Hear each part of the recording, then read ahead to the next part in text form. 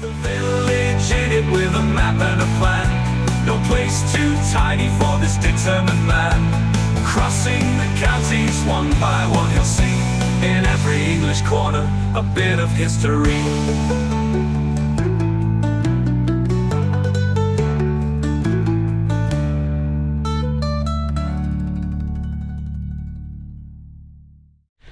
Welcome back to Harborough again, everybody. Now, you may have been a little bit surprised in yesterday's episode that we didn't see a school, given how big Great Eastern is.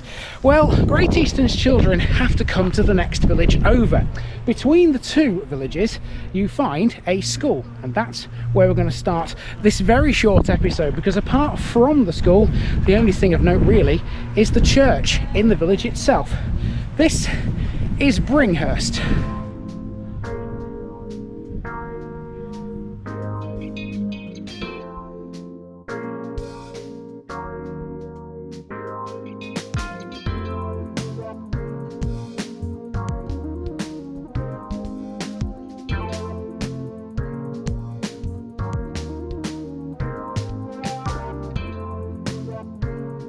Bringhurst, wooded hill of Briney's people. Today we continue with the district of Harborough with the beautiful little village of Bringhurst, and little is a very apt term for this one. Bordering Northamptonshire to the south and within shouting distance of Rutland, this is a village with a long history. It lies within an agricultural landscape with the River Welland to the south. Bringhurst is believed to be among the earliest ever Anglo-Saxon settlements, not just in Leicestershire, but in the entire country. It shares a lot of history with Great Eastern, but also with the other local villages too. Close to Bringhurst are Drayton and Neville Holt. Though all three are separate parishes, they work together and they're represented by the same parish meeting. Of the three, it's Bringhurst that commands the most religiously important building. At the centre of the place is a near circular churchyard, in which stands St Nicholas's Church with a squat tower dating back to 1180. Around that are houses and cottages, principally of ironstone, with either thatched roofs or stone slates, either from Collyweston or Weldon. The entrance to the village court is marked by a grass triangle with a red telephone box. Behind the triangle to the north are the traditional buildings of Manor Farm. Bringhurst also contains a school, although that's on the road out of the place between it and Great Eastern. It's an important building though, being the only school the two villages have. The location of Bringhurst on a hill and the prominence of its church tower means you can see this place from afar. Well, that's all well and good, but it's always different when you're able to see things up close and personal. It's usually better too. Let's do that here and see if it is. So here we have Bringhurst as it was in 1900. This has never been a massive parish and the village has always been pretty small, but this bit of the Leicestershire countryside defies its apparently lowly status. You can split this one up into two distinct areas. First of all, it can be defined as a clustered village, even though it's actually on a dead end. That's because literally everything sits around the church, which defines the centre of it all. Then, to the north, there's a lane that stretches up to the Great Eastern Road, and on that road you have the school, which is shared between Bringhurst and its much larger neighbour.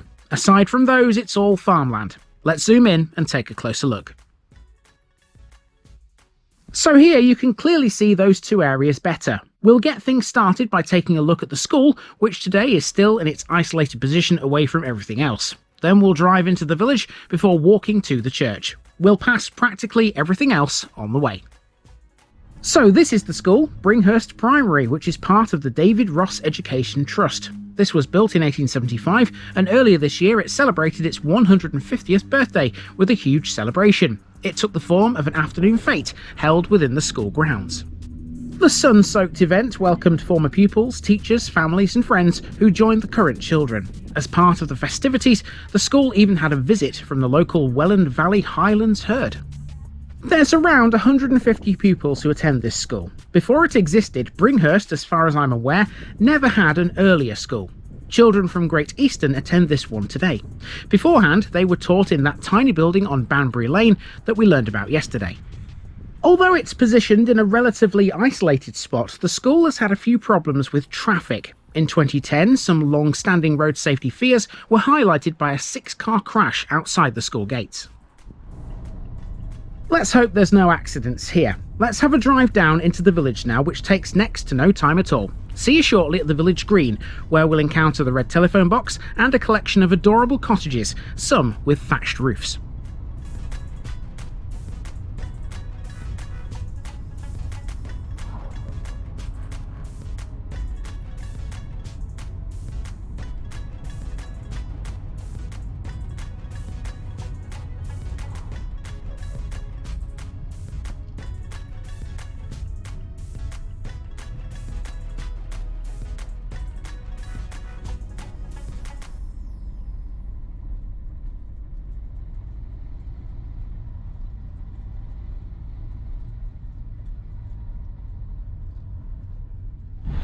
Okay, we have made our way into Bringhurst village, and as you can see from this sign on the small green that has a phone box, it's a no through road, and there's not really much to this.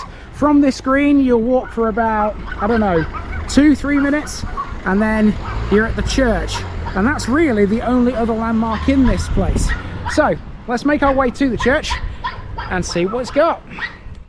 This village might be tiny, but the significance of its church far outweighs the otherwise small stature of the place. This is St Nicholas's Church, a Grade 2 listed building made up of a chancel, a nave, a clerestory, north and south aisles, and a tower. Although the tower is ancient, it's not the oldest part of this church. That honour rests with the north arcade, dating from the late Norman period. Although a definitive date for it can't easily be ascertained, it's definitely older than the tower. 1150 is often thrown around. The tower is from 1180. The south aisle dates from around 1200, and the chancel has been altered many times, most recently during a Ewan Christian restoration in 1862. The chancel bears the royal coat of arms of George III, dating from 1814. The tower used to have bells, but alas, no longer. They were removed in 1970. One has to wonder what Nicholas Pevsner would have made of this church if Ewan Christian hadn't restored it. Pevsner described this church in his work as drab, not a term that usually gets bandied about when Christian is involved. I guess he couldn't please everyone. This church does not have any grand monuments or fabric of architectural interest, but still it remains a pleasantly proportioned building set in the middle of the village itself. There are no facilities otherwise in the village, and so this church is really all that Bringhurst has to its name.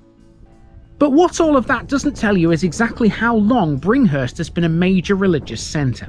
Since it's sited on a hill, the likelihood is that this village was the site of an Iron Age hill fort. It probably passed the Romans by, but the Saxons were definitely once here. They had a settlement here in the 6th century, perched high on the hill that overlooks the Wellands floodplain. They had a church of their own too, which is believed to have sat here where St Nicholas's is today. Nothing remains of that building now. Bringhurst was later held by Peterborough Abbey, and at the time of the conquest it's thought that the Norman abbot of Peterborough had the Saxon church pulled down to be replaced with a new one. The north arcade and the tower, of course, still remain from those days.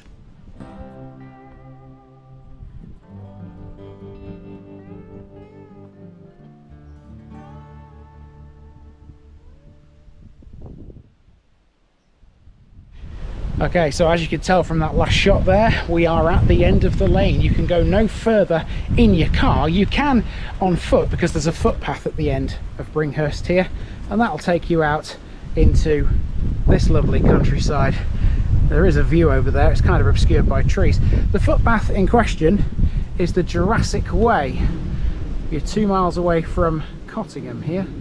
Not the one in East Yorkshire, obviously, but there is another Cottingham down here.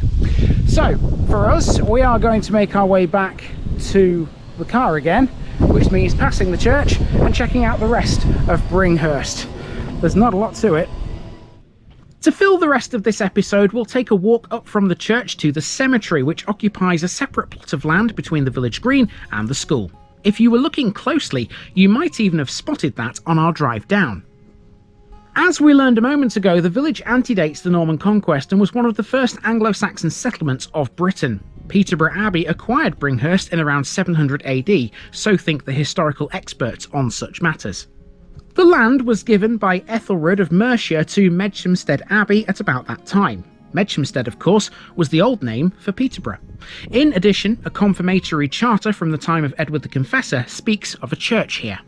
Even though this village is ancient, you won't find an entry for it in the Domesday Book, which is very surprising. The book does, though, include information about it. You have to read the entry for Great Easton instead, which was known as Eston back then. That would imply that at that time Great Easton had more importance than this older village on the hilltop. This makes a bit of sense.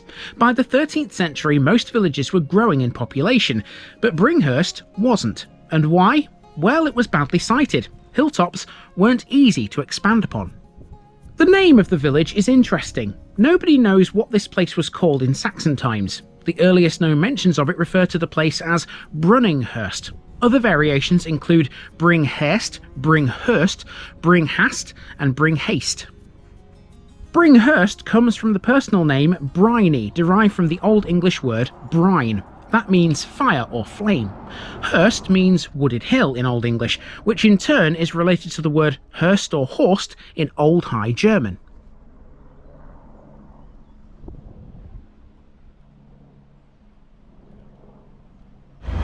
Okay, so we've made it to this little burial ground. Let's go inside. It's fairly big, this, considering Bringhurst is so small. You see, it's quite sizable. Plenty of space though in here still. There's still quite a bit on this side here for future burials. Let's check this out to finish with, and we'll move on to the next one. We've made it to the cemetery. This is on the edge of Bringhurst village on the road towards Great Eastern. The earliest burial in here dates from 1896. It appears to still be in use. Burials in Bringhurst are nothing new though, especially when the Black Death was sweeping the area in the 1340s. Bringhurst's burial ground quickly became full because of that. We have no idea where those burials are though, because there are no records of them. That's the difference with this cemetery. This provides us with a visual representation of who once lived in this ancient village.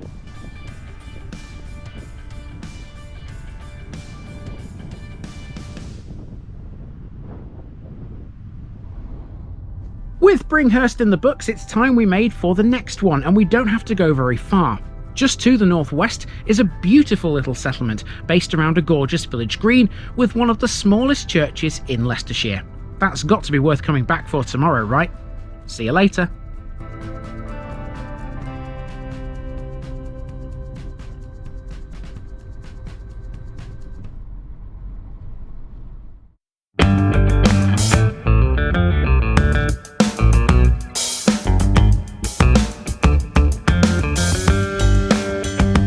Now, just before I go, remember, this video is part of a huge project to visit every civil parish in England. That's more than 10,000. These routes are pre-planned, and due to time constraints, I can't cover every detail or walk down every street. Please don't complain if this video missed something out. I pronounce names how I choose to. I am very aware that local dialect may vary, and I don't take kindly to criticism about this. You've been warned. It's impossible to know everything too. If this video was terrible, make your own. If you're a regular watcher of The Village Idiot, you're not the only one. If you've got a small business, why not use my videos to advertise it? Leave a comment below if you're interested. And finally, thanks for watching this episode, everybody. Give us a like and a subscribe if you've enjoyed this episode, and share it with your friends and relatives. It all helps to keep this mission going. Until next time, I've been Andy, also known as The Village Idiot, and I'm out.